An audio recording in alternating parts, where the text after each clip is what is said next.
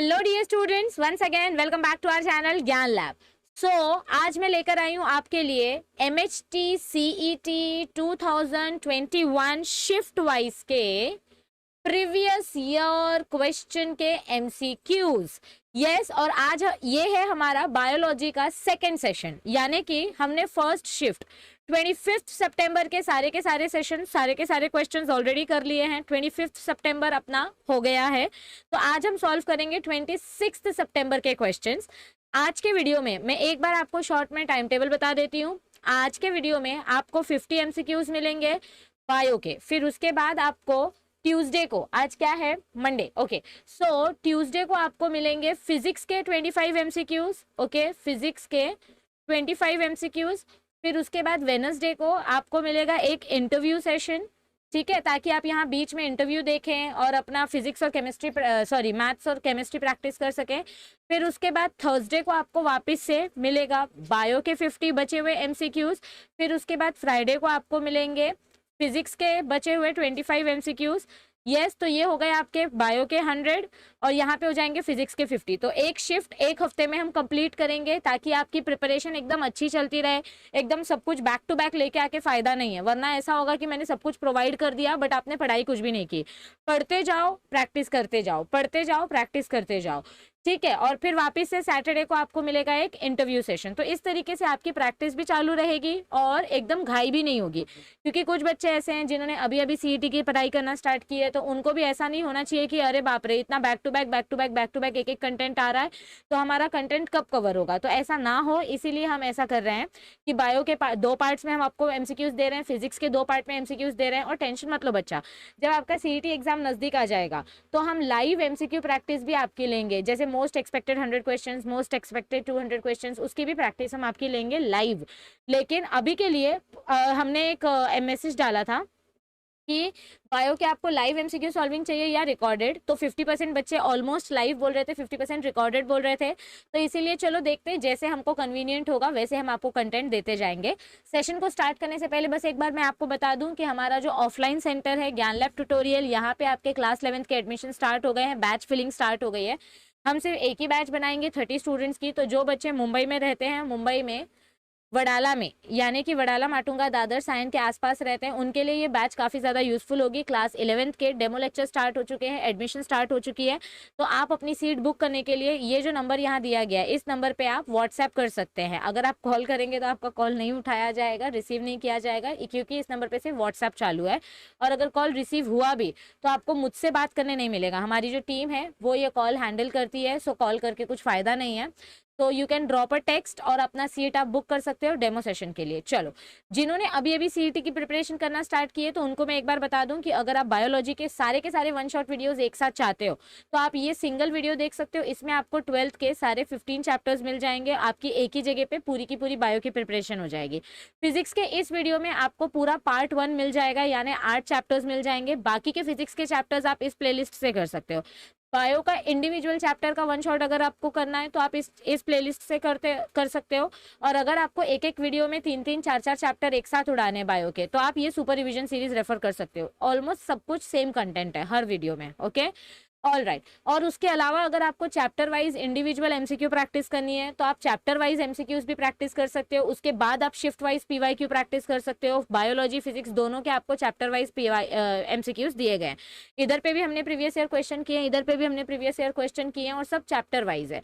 तो देखो, आपके लिए इतना सारा कंटेंट फ्री है। आपके लिए चैप्टर का रिविजन फ्री में है, आपके लिए डेली चैप्टर MCQ मतलब सिंगल चैप्टर का MCQs फ्री में है, आपके लिए shift wise MCQ previous year question free में लेके आ रहे हैं। और बदले में हम क्या मांग रहे हैं आपसे, बस एक ही चीज, चैनल को ज्यादा से ज्यादा मेंबर्स तक शेयर करो, ताकि सारे बच्चों तक ये फ्री कंटेंट पहुंचे। बस यही हमारी रिक्वेस्ट है, दैट्स इट। कोई भी बच्चा महाराष्ट्र का बिना प्रिपरेशन के नहीं रहना चाहिए, इसीलिए share channel as much as possible. Is this clear everybody? चलो, तो आज का सेशन स्टार्ट करते हैं। तो ये रहा आपका फर्स्ट MCQ। चलो, योर टाइम स्टार्ट्स नाउ। अब यहाँ पर देखो आपको क्वेश्चन क्या दिया गया है। Match the disaccharide in column 1 with the monosaccharide unit of it in column 2. Okay ये क्लास 11th बायोमोलिक्यूल्स चैप्टर का क्वेश्चन है। आपको यहाँ डाइसैकेराइड्स दिए गए हैं और इसको जब आप ब्रेक करोगे, ये 2 शुगर से बने हैं, ये सारे के सारे जो डाइसैकेराइड्स हैं 2 शुगर से बनते हैं। तो जब आप इसको ब्रेक करोगे तो आपको क्या मिलेगा, मोनोसैकेराइड्स क्या मिलेंगे। आपको करेक्ट मैच ढूंढना है। माल्टोज को जब हम ब्रेक करते हैं तो हमको ग्लूकोज प्लस ग्लूकोज मिलता है, बट इधर ग्लूकोज प्लस गैलेक्टोज दिया है, तो ये रॉन्ग पेयर है। लैक्टोज को सॉरी सुक्रोज को जब हम ब्रेक करते हैं तो हमको ग्लूकोज प्लस फ्रुक्टोज मिलता है। सो यहाँ पर आपको देखो मैच करना है आपको, ठीक है। तो फर्स्ट का ऑप्शन क्या आएगा, ग्लूकोज एंड ग्लूकोज। फर्स्ट का ऑप्शन आएगा ऑप्शन नंबर 2, ए का आंसर आएगा ऑप्शन नंबर 2। चेक करो, इधर पे ए का आंसर ऑप्शन नंबर 2 दिया है, इधर ए का आंसर ऑप्शन नंबर 2 दिया है, ठीक है। तो बी और डी पहले ही डिलीट हो गए। नेक्स्ट, सुक्रोज को ब्रेक करते हैं तो हमको मिलता है ग्लूकोज प्लस फ्रुक्टोज, तो इसका आंसर क्या आएगा ऑप्शन नंबर 3। अब चेक करो बी में ऑप्शन नंबर 3 किसका दिया है, तो ऑप्शन सी जो है, इसके 2 ऑप्शंस राइट है, ए और बी राइट है, यानी आपका आंसर सी ही होगा। थर्ड वाला ऑप्शन भी मैच कर लो, लैक्टोज को जब ब्रेक करते हैं तो हमको मिलता है ग्लूकोज प्लस गैलेक्टोज, तो ऑप्शन नंबर ए यानी कि ये भी राइट है। तो option number C is your correct answer. चलो आई होप सबको अपने फर्स्ट एमसीक्यू का आंसर मिल गया होगा। अब जाते हैं नेक्स्ट एमसीक्यू की तरफ। ये देखो सुक्रोज, लैक्टोज, माल्टोज, आपके टेक्स्ट बुक में सीधा सीधा टेबल दिया गया है। ये रहा आपका नेक्स्ट सवाल और ये रहा आपका टाइमर। तो you have to match column 1 with column 2। Again match the following. ऐसे क्वेश्चंस बहुत इजी होते हैं, बट ये आपके 5th चैप्टर का क्वेश्चन है।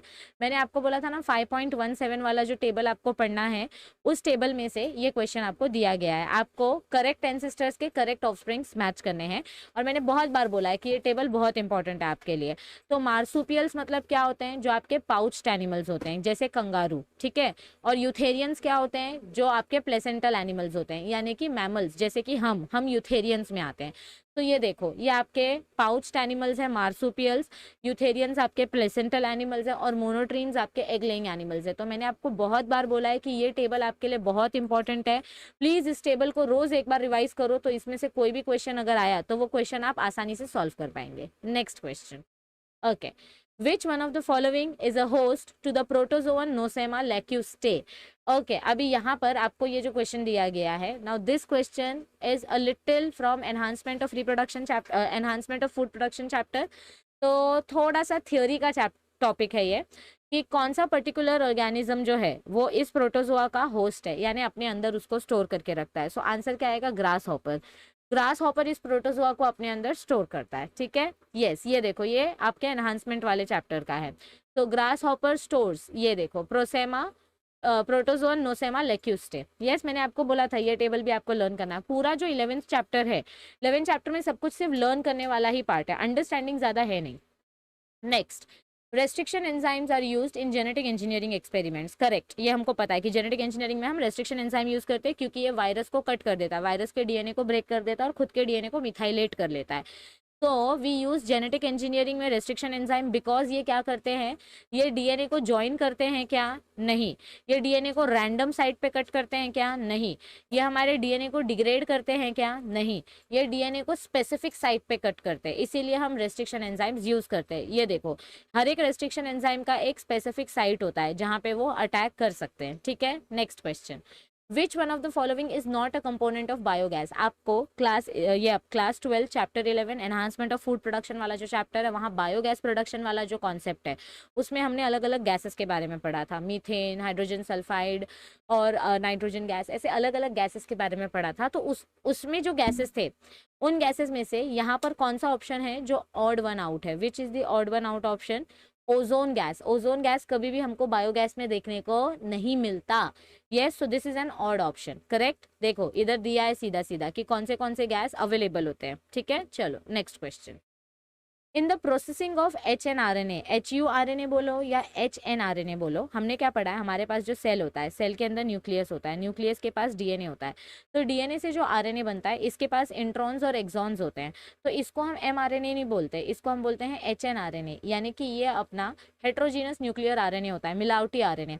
जब हम इसको प्रोसेस करेंगे तो प्रोसेस करके ये mRNA बनता है, और फिर वो mRNA जो है वो न्यूक्लियस के बाहर आता है और राइबोसोम के पास जाता है। तो प्रोसेसिंग के वक्त हम इस HNRNA के टेल में क्या ऐड करते हैं, यस एवरीबॉडी, HNRNA के टेल में हम पॉलीएडिनाइलेशन ऐड करते हैं। क्या करते हैं, आगे हम मिथियोनिन का कैप लगाते हैं, इधर कैपिंग 5 प्राइम एंड पे होता है और टेलिंग 3 प्राइम एंड पे होता है, ठीक है, और टेल में हम अपने एडिनाइलिन ग्रुप्स ऐड करते हैं, ठीक है। चलो नेक्स्ट क्वेश्चन, ये देखो ये आपके टेक्स्ट बुक का ही डायग्राम है, ओके। ये देखो polyadenylation at 3' end. Next question, chemically chromosomes are mainly composed of. Chromosomes किससे बने हैं बेटा, देखो ये आपका क्रोमोसोम है, ठीक है। इस क्रोमोसोम को आप ओपन करोगे तो आपको ऐसा डबल स्टैंडर्ड डीएनए देखने को मिलेगा। और डीएनए एक्चुअली में किससे बना हुआ होता है, it is made up of nucleotides, correct. लेकिन ये जो डीएनए है, इस डीएनए को हम कॉइल करके रखते हैं ना, ऐसे न्यूक्लियोसोम्स रहते हैं और इन न्यूक्लियोसोम ऑक्टामर के बाजू में हम डीएनए को ऐसे कॉइल करते हैं, तब जाके आपका क्रोमोसोम का स्ट्रक्चर बनता है, करेक्ट, यानी पैकेजिंग करने के बाद। तो our chromosomes is chemically it is composed of DNA and protein. Chromosome में डीएनए आरएनए दोनों नहीं आता, क्रोमोसोम में सिर्फ प्रोटीन और आरएनए नहीं आता, क्रोमोसोम्स में सिर्फ डीएनए नहीं आता।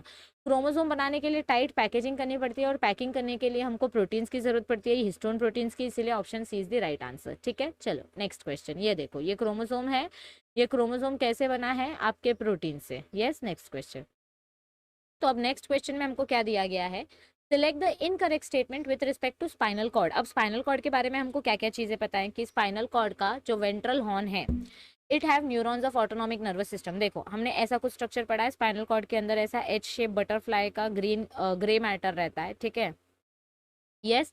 तो ये जो लेटरल हॉर्न्स है, ये लेटरल हॉर्न्स आपके ऑटोनॉमिक नर्वस सिस्टम से कनेक्टेड होते हैं। सो फर्स्ट वाला ऑप्शन रॉन्ग है, क्योंकि जो वेंट्रल हॉर्न है, ये वेंट्रल हॉर्न आपके मोटर न्यूरॉन से कनेक्टेड होता है, और आपका ये जो डोर्सल हॉर्न है, ये डोर्सल हॉर्न आपके सेंसरी न्यूरॉन से कनेक्टेड होता है, ठीक है। फिर ऑप्शन नंबर बी देखो, आपको इनकरेक्ट स्टेटमेंट ढूंढने बोला है, सो ऑप्शन नंबर ए जो है ये इनकरेक्ट स्टेटमेंट है, तो ये राइट आंसर हो सकता है, ठीक है।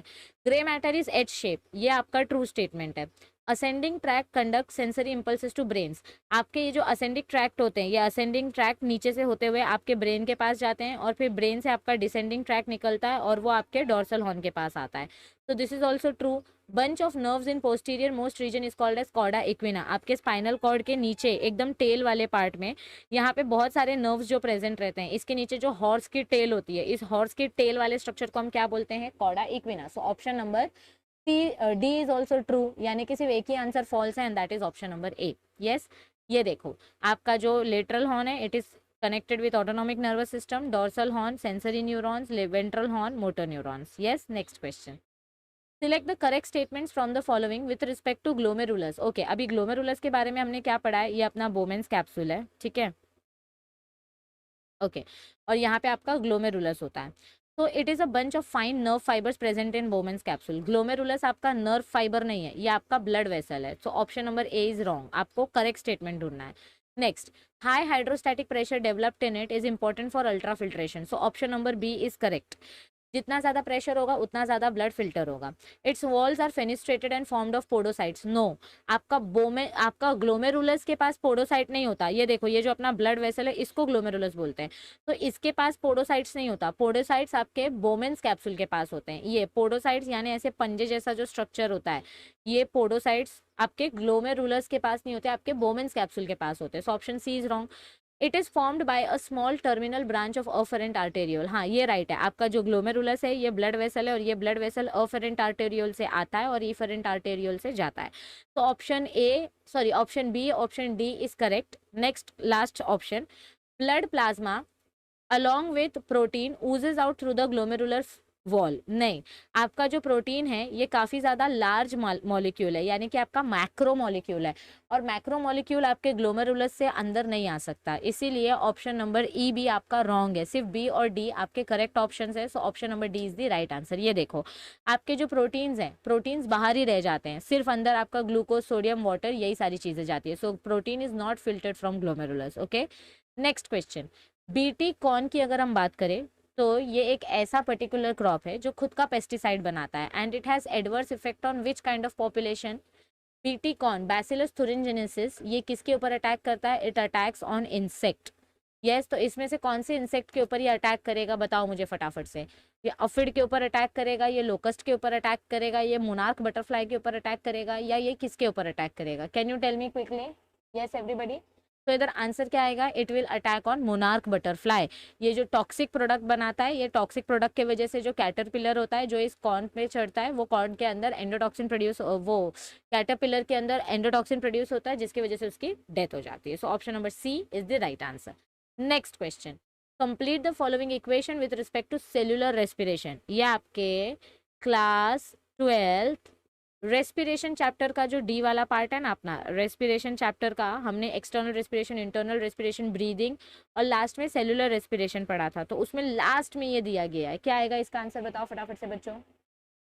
Yes, tell me quickly. तो इसका आंसर क्या आएगा 7.3, क्योंकि ये देखो ये कैलकुलेशन सीधा सीधा आपके टेक्स्ट बुक में ही दिया गया है। जब आप एक एटीपी एनर्जी फॉर्म करते हो तो उसके लिए, एक एटीपी मॉलिक्यूल जब आप फॉर्म करते हो तो उसके लिए आपको 7.3 किलो कैलोरीज का एनर्जी यूज करना पड़ता है। Next question, a given habitat has enough resources to support a maximum possible number of species. This limit beyond which no growth is possible, it is called as its dash for that species। देखो क्या बोला गया है कि किसी भी habitat के पास बहुत सारे रिसोर्सेज होते हैं जिसके वजह से वहाँ पे बहुत सारी स्पीशीज एक साथ ग्रो होती है। लेकिन क्या ये हमेशा ऐसा होगा, नहीं, ऐसा नहीं होगा। एक टाइम के बाद अपने पास रिसोर्सेज जो होते हैं वो लिमिटेड हो जाते हैं, यानी खाना कम हो जाता है क्योंकि लोग बढ़ जाते हैं। तो एक टाइम के बाद जब रिसोर्सेज कम पड़ने लग जाते हैं तो उसकी वजह से स्पीशीज का पॉपुलेशन ग्रोथ जो है वो स्लो हो जाता है। तो उस कंडीशन को हम क्या बोलते हैं, जब कोई न्यूट्रिएंट्स की कमी हो जाती है और उस न्यूट्रिएंट की कमी की वजह से आपका पॉपुलेशन का ग्रोथ स्लो हो जाता है, तो उस कंडीशन को हम बोलते हैं कैरिंग कैपेसिटी। कैरिंग कैपेसिटी यानी कि वो न्यूट्रिएंट्स की कमी हो रही है जिसके वजह से आपके पॉपुलेशन की ग्रोथ स्लो हो रही है। ठीक है, ये देखो यहाँ पर दिया गया है। तो in nature there is enough resources to support maximum people beyond which no further growth is possible, और इसको हम बोलते हैं carrying capacity. Next question, you have to complete the analogy with respect to hormones.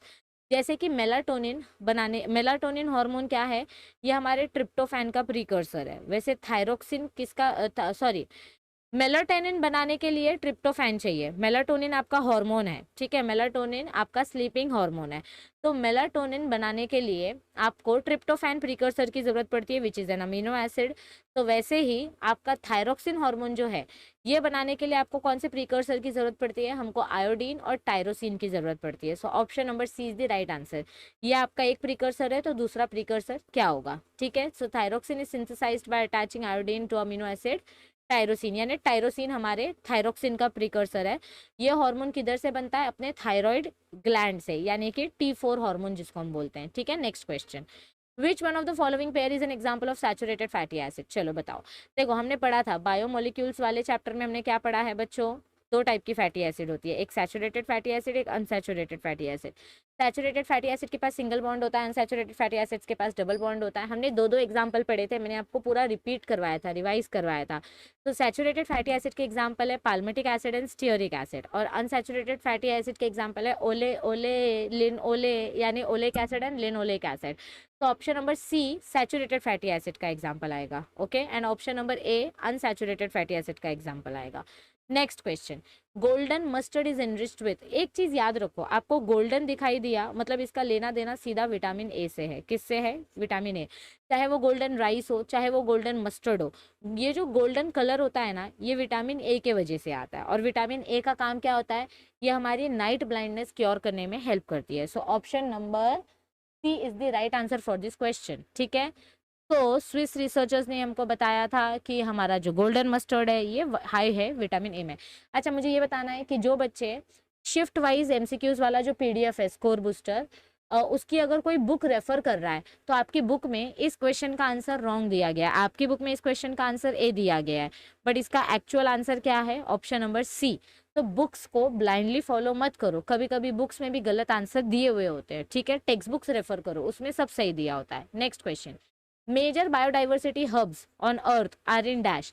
सबसे ज्यादा biodiversity hub हमको किधर देखने को मिलेगा, डेजर्ट में तो कतई देखने नहीं मिलेगा क्योंकि डेजर्ट में सब ड्राई कंडीशन होती है, ओके। और नॉर्थ और south poles, polar region extremely cold होते हैं जिसकी वजह से हमको इधर पे भी ज्यादा बायोडाइवर्सिटी यानी ज्यादा वेराइटी देखने को नहीं मिलेगी।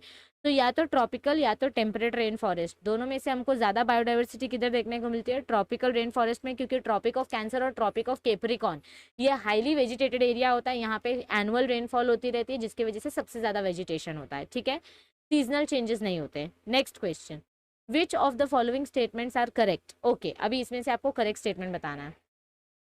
Thoracic pressure increases during inspiration. देखो, जब आप सांस लेते हो तो आपका थोरैसिक प्रेशर इंक्रीज होता है, ऐसा कुछ है क्या? Yes everybody. थोरैसिक प्रेशर मतलब क्या होता है? लंग्स के बाहर का प्रेशर, चेस्ट का प्रेशर। तो जब आप सांस लेते हो तो आपका एटमॉस्फेरिक प्रेशर क्या हो जाता है? डिक्रीज हो जाता है। थोरैसिक प्रेशर इंक्रीज नहीं होगा, थोरैसिक प्रेशर क्या होगा? इधर पे डिक्रीज होगा। So this is a false statement. Thoracic यानी चेस्ट का प्रेशर, तो एटमॉस्फेरिक प्रेशर, अगर इंस्पिरेशन कर रहे हो तो एटमॉस्फेरिक प्रेशर डिक्रीज होना चाहिए, ना कि इंक्रीज होना चाहिए। So option A is wrong, यानी यहाँ पे आपका डिक्रीज होना चाहिए था। ठीक है, next question, activation of pneumotaxic centre stimulates inspiration.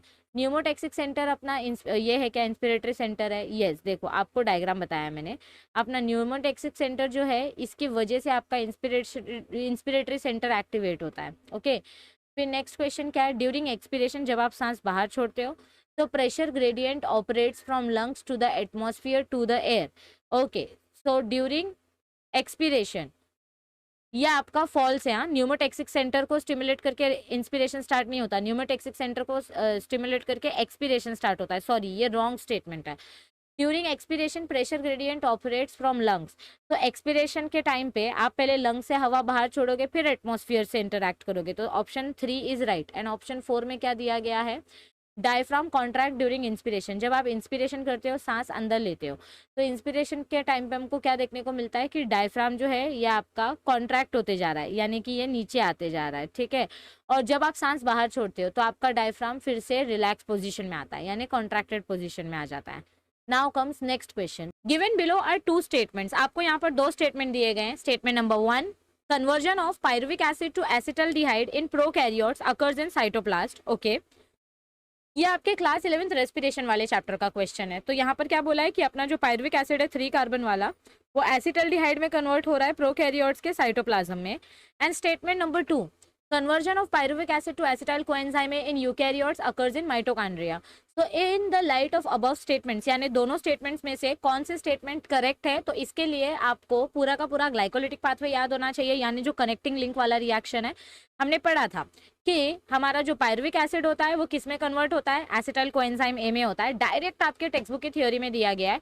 Prokaryotes में ये प्रोसेस साइटोप्लाज्म के अंदर होता है, क्योंकि उनके पास माइटोकॉन्ड्रिया नहीं होता, और यूकैरियोट्स में ये प्रोसेस माइटोकॉन्ड्रिया में होता है, माइटोकॉन्ड्रिया के आउटर माइटोकॉन्ड्रियल मैट्रिक्स में।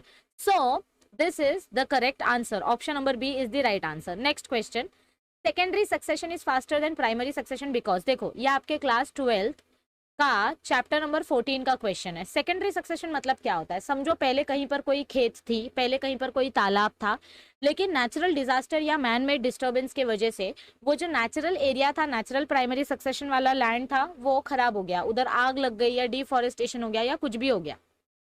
अब उसके बाद जब वहां पे सेकंड जनरेशन ग्रो होना स्टार्ट होगी तो उसको हम प्राइमरी सक्सेशन नहीं बोल सकते, उसको हम सेकेंडरी सक्सेशन बोलेंगे, क्योंकि वहां पे पहले से कुछ एग्जिस्ट करता था और अब सेकेंड टाइम वहां पे कोई नए ऑर्गेनिजम्स की ग्रोथ हो रही है। और दूसरा रीजन ये है कि जब पहली बार कोई डिस्ट्रक्शन होता है तो उसके कुछ न्यूट्रिएंट्स बच जाते हैं, यानी आग लगने के बाद भी एटलीस्ट सॉइल तो प्रेजेंट रहेगी ही, तो कुछ न्यूट्रिएंट्स बच जाते हैं। इसीलिए हमको क्या देखना मिलता है कि सेकेंडरी सक्सेशन में हमको जीरो से ग्रोथ नहीं स्टार्ट करनी पड़ती। सेकेंडरी सक्सेशन के लिए आपके पास प्राइमरी न्यूट्रिएंट्स पहले से प्रेजेंट होते हैं, इसीलिए option number A is the right answer. Next question, you have to match different parts of the brain with their functions in column 2। Okay, तो सबसे पहले हम बात करेंगे सेरिब्रम की। सेरिब्रम जो है ये हमारे ब्रेन का 85% वाला पार्ट होता है और इसका मेन काम क्या होता है? It controls homeostasis and secretion of neuro hormones. Okay, so A का ऑप्शन क्या आएगा? आंसर नंबर 3 आ सकता है। ठीक है, चलो सेरिब्रम में अगर आपको कंफ्यूजन है तो हम मेडुला ऑब्लोंगेटा पे जाएंगे। हमको पता है मेडुला ऑब्लोंगेटा यानी हमारा छोटा मेंदू, अगर यहाँ पे जरा से भी चोट लग गई तो हमारा हार्ट बीट, हमारा पेरिस्टाल्सिस जो इनवॉलेंटरी एक्शन है वो स्टॉप हो जाएगा।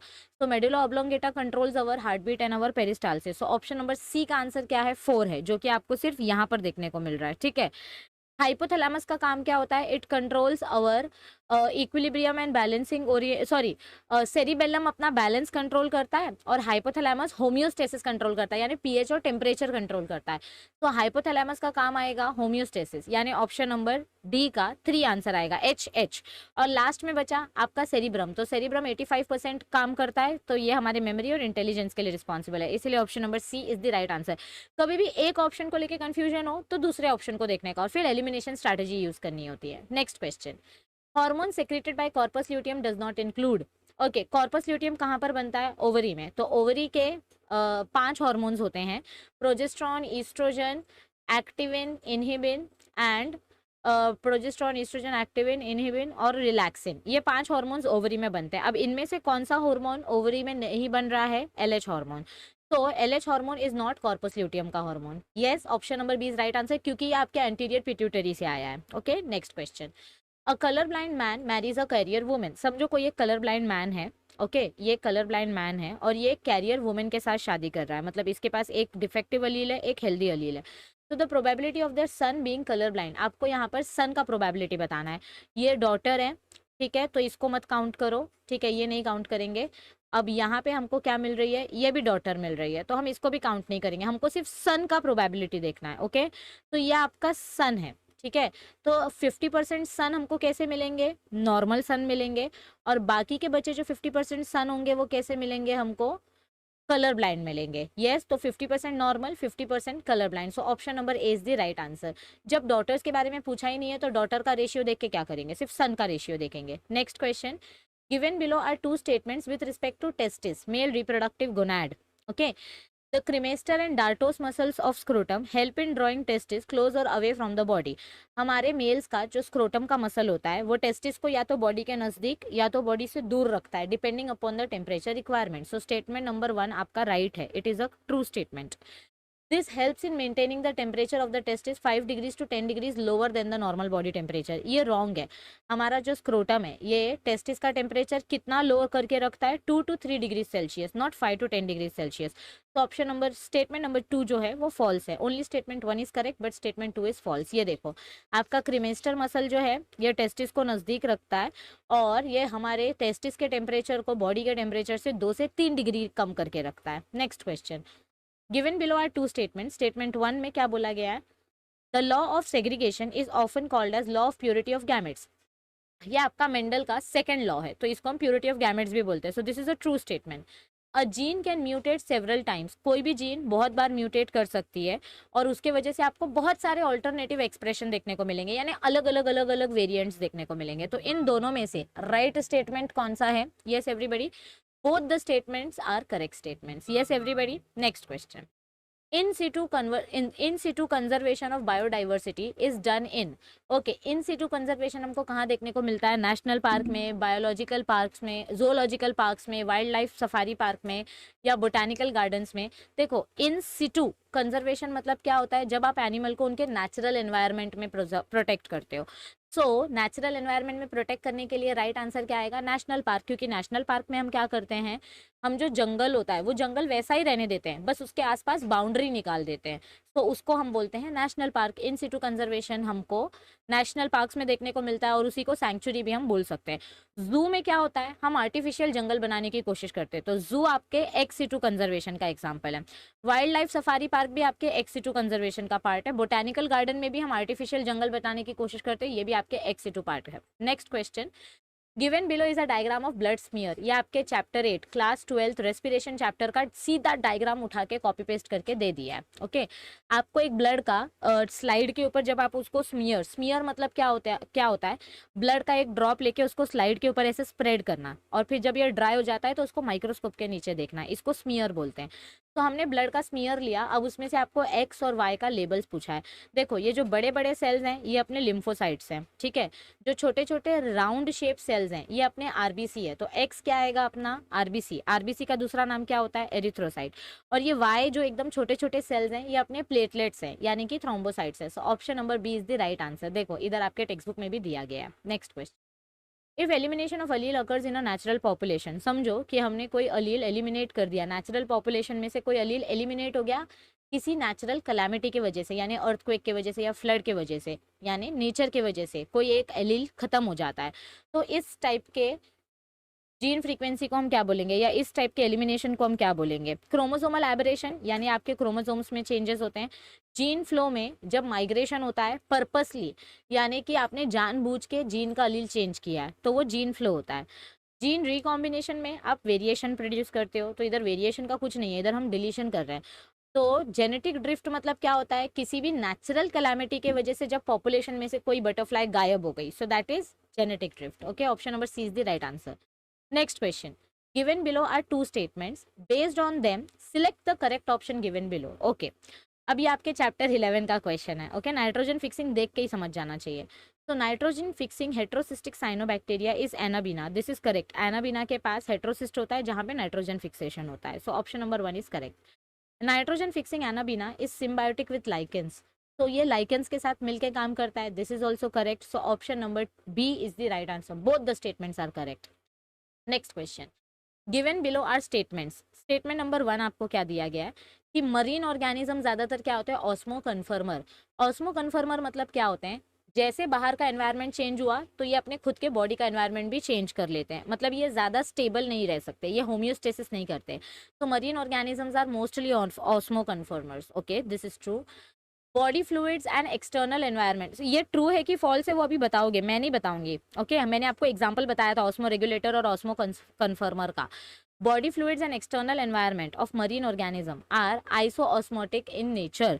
आइसोऑस्मोटिक मतलब क्या होता है, जितना सॉल्ट कॉन्सेंट्रेशन बाहर है उतना ही सॉल्ट कॉन्सेंट्रेशन अंदर है, तो इसका मतलब कि दोनों के दोनों स्टेटमेंट्स करेक्ट है। यानी कि बाहर का जैसे एनवायरनमेंट बदला, इन्होंने खुद को भी अडेप्ट कर लिया, जिसकी वजह से इनको हम बोलते हैं कन्फर्मर, यानी जो स्टेबल नहीं रहता, फटाक से चेंज हो जाता है। So both the statements are correct. Okay, next question, lymph के पास क्या नहीं होता। देखो ये आपके रेस्पिरेशन चैप्टर के एकदम लास्ट पेज पे दिया है लिम्फ के बारे में। हमने एक स्टेटमेंट पढ़ा था कि लिम्फ जो है ये क्लियर वाटर जैसा दिखाई देता है, यानी एकदम पानी जैसा दिखाई देता है। इनमें सिर्फ कुछ प्लेटलेट्स होते हैं, सॉरी प्लेटलेट्स नहीं, इनमें सिर्फ कुछ WBCs होते हैं, but they do not contain red blood cell. इनके पास रेड ब्लड सेल तो बिल्कुल नहीं होता, क्योंकि ये वाटर कलर का है, रेड ब्लड सेल होता तो रेड कलर का होता। So they do not contain red blood cells, they do not contain platelets, they only contain some of the lymphocytes, यानी कि आपके WBCs. Yes, option number D is the right answer. Next question, which animal is used to investigate role of MYC and RAS oncogenes in development of breast cancer? तो कौन सा ऐसा animal है जिसमें हम कैंसर रिसर्च करते हैं? Yes, sheep में हम कैंसर रिसर्च करते हैं, फिश में कैंसर रिसर्च करते हैं, नहीं, फिश से हम विटामिन प्रोड्यूस करते हैं, पिग में हम जीनो ट्रांसप्लांटेशन करते हैं, यानी ऑर्गन ट्रांसप्लांटेशन की तैयारी करते हैं, शिप में हम वुल प्रोडक्शन करते हैं, बट माउस को हम कैंसर रिसर्च के लिए यूज करते हैं, क्योंकि माउस के बहुत सारे जीन्स और ह्यूमंस के बहुत सारे genes are similar in nature. Next question, yes ये देखो, ये टेबल मैंने आपको दिया था बायोटेक्नोलॉजी वाले चैप्टर में, तो यहाँ पर आपको दिया हुआ है। Next question, NADH plus H2, how many molecules of ATP during anaerobic respiration? चलो फटाफट बताओ, NADH2 produces how many molecules of ATP during anaerobic respiration? Yes, बताओ। NADH2 कितने ATP molecules बनाता है ड्यूरिंग एनारोबिक रेस्पिरेशन? यस, देखो anaerobic respiration यानी कि आपका ग्लाइकोलिसिस पाथवे, तो ग्लाइकोलिसिस में हमको क्या देखने को मिलता है बेटा, टोटल 6 ATP मॉलिक्यूल्स बनते हैं, लेकिन उन 6 ATP में से स्टार्टिंग में यानी कि प्रिपरेटरी फेस में आपके 2 ATP यूज हो जाते हैं, और फिर जो अपना पे ऑफ फेस होता है वहां पे आपके 4 ATPs बनते हैं, तो टोटल लास्ट में कितने ATPs बने 4 ATPs। Yes everybody, so option number B is the right answer. Okay, क्योंकि एनारोबिक रेस्पिरेशन बोला है, बाकी ये आगे का जो पार्ट है ये एरोबिक रेस्पिरेशन में आ जाता है। नेक्स्ट क्वेश्चन, ये देखो इधर टोटल 6 ATP बने, बट उसमें से 2 ATP यूज हो गए, सो एनारोबिक रेस्पिरेशन में सिर्फ 4 ATP बने, बाकी आगे जो है ये ग्लाइकोलिसिस के आगे ये आपका ऑक्सीडेटिव पाथवे है। Next question, given below are 2 statements regarding excretory waste. आपको 2 स्टेटमेंट्स दिए गए एक्सक्रीटरी वेस्ट को लेकर, तो excretory products like urea and uric acid are also called metabolic waste product, ये ट्रू है। मेटाबॉलिज्म होता है तो आपका यूरिया यूरिक एसिड प्रोड्यूस होता है। Excretory products are produced inside body cells, आपके ये प्रोडक्ट बॉडी के सेल्स के अंदर बन रहे हैं क्या? Yes everybody. So statement number 1 and 2 both are correct, क्योंकि यार सेल के अंदर वेस्ट बनेगा तभी सेल उसको एक्सक्रीट करेगा ना, तो option C is right. Next question, in plants which hormone induces RNA synthesis?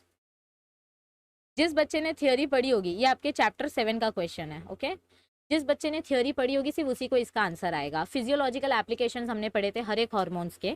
Auxin आपके प्लांट की ग्रोथ करता है, ये रूट डेवलपमेंट शूट डेवलपमेंट करता है। गिबरलिन्स प्लांट को हाइट देता है। एब्सिसिक एसिड स्ट्रेस हार्मोन है। पर साइटोकाइनिन क्या करता है? ये सेल डिवीजन के साथ साथ ये आपके प्लांट में आरएनए सिंथेसिस भी करने में हेल्प करता है। तो ऑप्शन नंबर ये देखो D is right, it induces RNA synthesis and formation of interfascicular cambium. ये समझ में आई बात? यस। चलो next question, the single cotyledon of the maize grain is called as dash. आपके मेज ग्रेन में जो सिंगल कॉटिलिडॉन है, मोनोकॉटिलिडॉन का जो डेवलपमेंट है, इस सिंगल कॉटिलिडॉन को हम क्या बोलते हैं? एस से आता है टर्म। देखो कोलियोराइजा रूट का प्रोटेक्टिव लेयर है, कोलियोप्टाइल प्लूम्यूल का प्रोटेक्टिव लेयर है। प्लूम्यूल यानी स्टेम वाला पार्ट, बट स्टेम बनता किससे है? कोटिलिडॉन से, और कोटिलिडॉन को हम क्या बोलते हैं? स्कूटेलम। ठीक है नेक्स्ट क्वेश्चन, ये देखो ये आपका सिंगल कॉटिलिडॉन है। चलो, frame shift mutations are caused due to. अभी फ्रेम शिफ्ट म्यूटेशन के लिए हमने चैप्टर 4 का एक डू यू नो बॉक्स देखा था, याद है सबको? ऐसा एक mRNA का स्ट्रैंड दिया था हमको, और इधर पे ऐसे कुछ हमको कोडॉन्स दिए थे, और हमको क्या बोला था कि इधर ABC है। अब ये ABC में से एक एक करके अगर आपका जीन गायब होते जाए तो इसकी वजह से पूरा का पूरा फ्रेम क्या हो जाएगा? समझो ये वाला जीन गायब हो गया तो ये इधर आ जाएगा, ये इधर आ जाएगा, और ये वाला जीन इधर आ जाएगा इसकी जगह पे। तो फ्रेम्स शिफ्ट हो जाएगी। तो फ्रेम कब शिफ्ट होती है? जब एक या दो नाइट्रोजन बेस ऐड या डिलीट होता है, तब फ्रेम शिफ्ट होती है। अगर 3 नाइट्रोजन बेस ऐड या डिलीट हो रहा है तो फ्रेम शिफ्ट नहीं होगा, डायरेक्ट डिलीशन होगा। Yes everybody. तो it occurs due to addition और डिलीशन, मतलब इंसर्शन और डिलीशन ऑफ 1 और 2 बेस पेयर्स। सिर्फ एक बेस पेयर से कुछ नहीं होगा, सिर्फ 2 बेस पेयर से कुछ नहीं होगा। एक या 2 बेस पेयर, मतलब एक से भी हो सकता है, 2 से भी हो सकता है, बट इंसर्शन डिलीशन दोनों होना चाहिए। ठीक है next question, Michelson and Stahl, while performing experiment to give semi-conservative nature of DNA, nature of replication, observed that heavy DNA can be distinguished from normal DNA by, okay, Michelson and Stahl ने जो experiment किया था उन्होंने कौन सी technique use की थी? Equilibrium density gradient centrifugation technique. तो इसमें से कौन सी टेक्निक आएगी? सेंट्रीफ्यूगेशन, क्योंकि हेवी डीएनए नीचे सेटल हो जाता है, लाइट डीएनए ऊपर रहता है, तभी तो पता चलता है कि कौन सा हेवी है कौन सा लाइट है। Next question, given below are 2 statements, based on them select the correct option given below। सबसे पहले statement number 1, intra specific interaction occurs between 2 different species. ये आपका फॉल्स स्टेटमेंट है। इंट्रा मतलब क्या होता है? सेम। तो intraspecific interaction same species के बीच में होता है। Second statement, intraspecific interaction is classified into 4 types. This is also false. 3 types के एग्जाम्पल देखने मिलते हैं हमको इधर, codominance, incomplete dominance and multiple allele. It is not classified into 4, it is classified into 3 types. So option number C is the right answer. Option number 1 and 2 both are incorrect. Okay, next question, carbonic anhydrase enzyme हमको कहाँ देखने को मिलती है? कौन से cell में present होती है?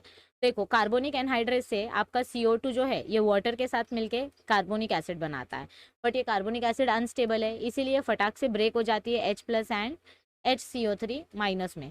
तो ये कौन सा एंजाइम है जो ये कन्वर्जन फास्ट करने में हेल्प करता है? ये फास्ट कन्वर्जन करता है रेड ब्लड सेल में। So option number A is the right answer. चलो next question, come on people, only last 10 questions are left. Cyclosis is seen in the following except, इधर EXCEPT आना चाहिए, printing mistake हुआ है। तो cyclosis एक type का आपका फूड का सर्कुलेशन मेटाबॉलिक ये है, मेटाबॉलिक पाथवे है, सर्कुलेटरी पाथवे। तो साइक्लोसिस किस में देखने को मिलता है? Root hair cell in plants, paramecium, round worm या WBC। ये हमको देखने को मिलता है राउंड वर्म में। यस एवरीबडी, एक मिनट, सॉरी, हाँ साइक्लोसिस सब में देखने को मिलता है, हमको एक्सेप्ट बोला है ना। तो साइक्लोसिस पैरामोशियम, WBC और रूट हेयर सेल्स तीनों में देखने को मिलता है। ये देखो पैरामोशियम, WBC और रूट हेयर सेल्स, बट ये राउंड वर्म में देखने को नहीं मिलता, क्योंकि राउंड वर्म में हमको क्या देखने मिलता है? Extra cellular transport. Okay next question, identify the correct sequence of process involve in DNA amplification in PCR. हमने पीसीआर टेक्निक पढ़ा था, उसमें हमने क्या देखा था, हमारे पास डबल स्टैंडर्ड डीएनए होता है, इसको हम पहले हीट करते हैं 95 डिग्रीज टेम्परेचर पे, उसके बाद हम इसको ब्रेक करते हैं। सो पहला स्टेप आएगा डीनेचुरेशन। डीनेचुरेशन करने के बाद हमने इसको सेपरेट किया, अब इधर पे हम आरएनए प्राइमर्स अटैच करते हैं, तो इसको हम बोलते हैं अनीलिंग। इस प्रोसीजर को हम क्या बोलते हैं, अनीलिंग। अनीलिंग में आप टेम्परेचर एकदम लो कर देते हो, फिर उसके बाद आप अनीलिंग करने के बाद उसको एक्सटेंड करते हो, यानी कि इधर से न्यू न्यूक्लियोटाइड्स ऐड होना स्टार्ट होते हैं, इधर से न्यू न्यूक्लियोटाइड्स ऐड होना स्टार्ट होते हैं। तो थर्ड स्टेप अपना आ जाता है extension. So option number A is right answer, denaturation, annealing and extension. और इन तीनों का टेम्परेचर भी आपको पता होना चाहिए। सब लोग इनका टेम्परेचर कमेंट करके बताओ मुझे कमेंट सेक्शन में, क्वेश्चन नंबर 1 का टेम्परेचर क्या क्या आएगा, डीनेचुरेशन के लिए कितना टेम्परेचर है, अनीलिंग के लिए कितना टेम्परेचर और एक्सटेंशन के लिए, क्योंकि सीईटी में ये भी आ सकता है। ओके ये देखो आपको इधर ही आंसर दे दिया है, सब लोग कमेंट करो, कमेंट करोगे तो आपको ये आंसर याद रहेगा। ठीक है, चलो next question. Uric acid stones may form in human body due to, uric acid stones कब बनते हैं हमारी बॉडी में? Yes, uric acid stones can occur because of genetic disorder, it can occur because of high protein diet, या very less intake of water in body, bacterial infection. देखो bacterial infection की वजह से स्ट्रूवाइड स्टोन्स होते हैं। कौन से स्टोन्स होते हैं? स्ट्रूवाइड स्टोन। यूरिक एसिड इन्फेक्शन आपके प्रोटीन डाइट और कम पानी पीने की वजह से होता है, जेनेटिक डिसऑर्डर की वजह से नहीं होता, या कम प्रोटीन खाओगे खाने में तब होता है, या पानी कम पियोगे तब होता है। सो ये ज़्यादातर के रूरल एरियाज के बच्चों में देखने को मिलता है। Next question, mind expanding drugs are obtained from, mind expanding drugs मतलब क्या होते हैं? जो आपको इल्यूजन दिलाते हैं, यानी कि आपको ऐसा लगता है कि आपको एक साथ 4 इंसान दिख रहे हैं। तो ये माइंड एक्सपांडिंग ड्रग्स किसके वजह से देखने को मिलता है हमको? कौन से ड्रग में कौन से प्लांट से हम ये ऑब्टेन करते हैं? It is obtain from atropa belladonna. Yes everybody, mind expanding drug का एक एग्जांपल दो सब लोग मुझे कमेंट सेक्शन में जल्दी जल्दी। यस ये देखो इधर ही दिया आपको। सो दीज आर अवर हेलुसिनोजेंस, और ये हम ऑब्टेन करते हैं एट्रोपा बेलाडोना से, और इसका एग्जाम्पल है लिसर्जिक एसिड। ओके चलो next question, cancer of pituitary gland is a type of, बताओ क्या आएगा इधर पे? देखो लिम्फोमा मतलब आपके लिम्फ नोड्स का कैंसर, मायोसार्कोमा यानी कि मसल कैंसर, कार्सिनोमा यानी कि स्किन कैंसर, एडिनो कार्सिनोमा मतलब क्या होता है? एडिनो मतलब क्या होता है? ग्लैंड्स, और ग्लैंड्स के कैंसर को हम कार्सिनोमा बोलते हैं। So this is your adenocarcinoma, option C is the right answer. Next question, which one of the following is not a distinguishing character between dicot and monocot, दोनों के बीच में, dicot और monocot के बीच में किससे आपको डिफरेंस पता नहीं चलेगा? देखो प्लीम्यूल की पोजीशन से डिफरेंस पता चलता है, क्योंकि डाइकॉट में प्लीम्यूल आपका सेंटर में प्रेजेंट रहता है, और मोनोकॉट में प्लीम्यूल किधर प्रेजेंट रहता है? इधर आपके स्कूटेलम के नीचे। ठीक है, रेडिकल में भी आपका पोजीशन पता चलता है, नंबर ऑफ कॉटिलिडॉन से भी पता चलता है, पोजीशन सॉरी रेडिकल से नहीं पता चलता, क्योंकि रेडिकल में भी डाइकॉट में आपका रेडिकल नीचे है, डाइकॉट में आपका रेडिकल नीचे है, और मोनोकॉट में भी क्या है? आपका रेडिकल नीचे है। ठीक है, so option number B is the right answer. ठीक है, next question, how many ATP molecules are utilised, ये देखो इधर पे, अगर ये क्वेश्चन नहीं समझा तो फिर से एक बार बताती हूँ। डाइकॉट में आपका प्लीम्यूल अलग बन रहा है, रेडिकल में आपका प्लीम्यूल यहाँ से बन रहा है। ठीक है, okay so position of प्लीम्यूल difference बता देता है, नंबर ऑफ कॉटिलिडॉन से भी डिफरेंस पता चलता है, कॉटिलिडॉन की पोजीशन से भी डिफरेंस पता चलता है, लेकिन रेडिकल से पता नहीं चलता, क्योंकि रेडिकल डाइकॉट में भी नीचे ही बनता है, मोनोकॉट में भी नीचे बनता है, तो इससे पता नहीं चलता। How many ATP molecules are utilised during glycolysis, अब भी जस्ट मैंने बताया था, ग्लाइकोलिसिस के 2 फेजेस होते हैं, एक होता है आपका प्रिपरेटरी फेज, एक होता है आपका पे ऑफ फेज। पे ऑफ फेज में आपको 4 एटीपी मिलते हैं, और ये चारों के चारों एटीपीज वैसे ही रहते हैं। यहाँ पे आपके 2 एटीपी यूज हो जाते हैं। सो ग्लाइकोलिसिस के प्रिपरेटरी फेज में कितने एटीपीज यूज हो रहे हैं? 2 ATPs. Yes everybody, next question, ये देखो 2 एटीपीज यूज हो रहे हैं। Excessive breakdown of red blood cell and increased bilirubin in liver occurs in which condition, बहुत ज्यादा आरबीसी ब्रेकडाउन हो रहा है और बिलीरुबिन लेवल इंक्रीज होते जा रहा है, तो ये कौन से कंडीशन में हमको देखने को मिलता है? डायरिया में इसका आरबीसी से कुछ लेना देना नहीं है, यहाँ पे आपको बैक्टीरियल इन्फेक्शन हो जाता है। मैरास्मस में प्रोटीन एनर्जी माल न्यूट्रिशन होता है, बट अगर आपका आरबीसी ब्रेकडाउन होके बिलीरुबिन सेक्रेट कर रहा है तो ये जॉन्डिस की कंडीशन में होता है। सिर्फ आरबीसी ब्रेकडाउन हो रहा है तो ऑक्सीजन डेफिशिएंसी होगी तो उसको अनेमिया बोलेंगे, लेकिन बिलीरुबिन का लेवल अगर बढ़ रहा है तो वो जॉन्डिस बोलेंगे, क्योंकि बिलीरुबिन की वजह से बॉडी पूरी येलो कलर की हो जाती है। ठीक है, ये ह्यूमन न्यूट्रिशन चैप्टर का क्वेश्चन है। Next question, Which of the following is not a technique used to transfer foreign gene directly into the protoplast of the competent host cell? तो इसमें से कौन सा टेक्निक हम यूज नहीं करते हैं जीन ट्रांसफर करने के लिए? इलेक्ट्रोपोरेशन यूज होता है, अल्ट्रासोनिफिकेशन यूज होता है, लाइपोफेक्शन यूज होता है। इलेक्ट्रोफोरेसिस यूज नहीं होता। इलेक्ट्रोफोरेसिस हम सेपरेशन करने के लिए यूज करते हैं, ट्रांसफर करने के लिए यूज नहीं करते हैं। So option number D is the right answer. Next question, this is the second last question of today's session. It is essential that zygote develops to form dash for successful reproduction. आपका reproduction successful हुआ है कि नहीं हुआ ये कैसे पता चलेगा? आपका zygote किस में convert होना चाहिए? सीड में कन्वर्ट होना चाहिए। सीड के पहले आपका क्या बनता है? एम्ब्रियो बनता है। यस, तो अगर आपका जाइगोट एम्ब्रियो में कन्वर्ट हुआ यानी कि आपका रिप्रोडक्शन का जो मेथड था वो सक्सेसफुल था। सो option number A is the right answer. Next question, समझो कि आपके पास कोई एक छोटा सा पॉन्ड है और इस पॉन्ड में पहले से 200 कार्प हैं, ठीक है, कैप्स नहीं, कार्प्स यानी मच्छी के बच्चे। जनवरी में अब कुछ महीने बाद हमको क्या देखने को मिल रहा है? In the same year 400 carps extra add हो गए, तो टोटल कितने हो गए? 600 हो गए। बट इसमें से उसी टाइम पे 76 कार्प्स की डेथ हो गई, तो आपके पास कितने कार्प्स बचे? यस एवरीबडी बताओ, आंसर क्या आएगा? ऑप्शन नंबर सी आंसर आएगा, क्योंकि पॉपुलेशन कभी भी कांस्टेंट नहीं होता है। तो आई होप कि आपको ये सेशन सॉल्व करने में मज़ा आया होगा। एक बार फिर से आपको याद दिला रही हूँ, हमारा ज्ञान लैब ट्यूटोरियल जो ऑफलाइन सेंटर है, यहाँ पे लेक्चर स्टार्ट हो चुके हैं। क्लास 11th के एडमिशन स्टार्ट हो चुके हैं, क्लास 12th की बैच बन चुकी है। तो जो बच्चे क्लास 11th साइंस लेना चाहते हैं वो फ्री डेमो के लिए इस व्हाट्सएप नंबर पर मैसेज कर सकते हैं। 23 जून से डेमो लेक्चर स्टार्ट हो रहा है। और अगर आपने अब तक हमारी एनसीईआरटी वाली चैनल सब्सक्राइब नहीं की है तो फटाफट से एनसीईआरटी वाली चैनल सब्सक्राइब करो। इधर पे मैंने अभी इंपॉर्टेंट नोटिफिकेशन सेंड किया है नीट 2022 के स्टूडेंट्स के लिए। एनसीईआरटी के बाहर से जो क्वेश्चंस आने वाले हैं, जो सिलेबस आने वाला है, वो सिलेबस क्या है उसकी वीडियो मैंने आपको इस चैनल पर अपलोड करके दी है। सो जल्दी जल्दी सब लोग एनसीईआरटी चैनल सब्सक्राइब करो, लाइव्स बफरिंग चैनल के मेंबर बन जाओ ताकि आपका एंटरटेनमेंट बना रहे हमारे साथ। और इसी तरीके से इस वीडियो को ज़्यादा से ज़्यादा शेयर करो। अब आपको अपने मार्क्स कमेंट करके बताने हैं, तो सब लोग जल्दी जल्दी अपने मार्क्स कमेंट करके बताइए, उसके बाद ही आपको मैं सेकंड सेशन देने वाली हूँ। तो चैनल पे अगर न्यू हो और चैनल को अब तक सब्सक्राइब नहीं किया है तो सबसे पहले चैनल के सब्सक्राइब बटन पे क्लिक करो और बेल आइकन पे क्लिक करो ताकि आपको नोटिफिकेशन मिलते रहे। वीडियो अच्छी लगे तो लाइक करो और अपने फ्रेंड्स के साथ इसको जरूर जरूर जरूर शेयर करना, क्योंकि हम जो ये इतना फ्री का मटेरियल दे रहे हैं ये सिर्फ और सिर्फ आपके बेनिफिट के लिए दे रहे हैं। तो प्लीज सबको इसका फायदा होने दो और एक दूसरे की मदद करो। बने रहो ज्ञान लैब चैनल के साथ। अब आपको कल मिलेंगे फिजिक्स के एमसीक्यूज, तब तक के लिए thank you, stay tuned, see you soon.